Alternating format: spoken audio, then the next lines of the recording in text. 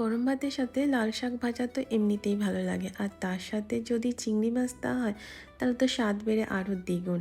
তাহলে চলো লাল শাক দিয়ে চিংড়ি মাছ বানিয়ে দেখাই। প্রথমে কড়াইতে সাদা তেল নিয়ে নিয়েছি, তাতে কালো জিরে ফোড়ন দিয়ে দিলাম আর কুচানো রসুন দিয়ে দিলাম। তারপর কাঁচা লঙ্কা দিয়ে কুচানো পেঁয়াজ দিয়ে দিলাম, সবটা একটু ভালো করে ভেজে নেব। এখানে আমি ছোট চিংড়ি নিয়েছি। চিংড়ি মাছগুলোকে পেঁয়াজের উপর দিয়ে সামান্য পরিমাণে নুন আর হলুদ দিয়ে চিংড়ি মাছটাকে একটু নেড়ে চেড়ে নেব। তারপর ছোট ছোট করে কেটে রাখা আলু দিয়ে দেব। আলুটাকে একটু নেড়ে চেড়ে কিছুক্ষণের জন্য আমরা আলুটাকে ঢাকা দিয়ে রাখবো, যাতে একটু সিদ্ধ হয়ে যায়। তারপর ঢাকা খুলে ফের আলুটাকে একটু ভালোভাবে মিশিয়ে নেব। তারপর কেটে ধুয়ে পরিষ্কার করে রাখা লাল শাক দিয়ে দেব।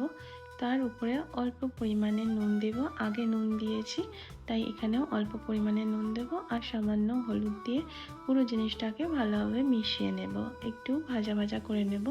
এখানে কোনো রকম জল দেব না, শাক থেকে যে জল বের হবে তাতেই আমাদের পুরো ভাজাটা হয়ে যাবে। তো কিছুক্ষণের জন্য আমরা ঢেকে দেব, যাতে পুরো জিনিসটা ভালোভাবে সিদ্ধ হয়ে যায়।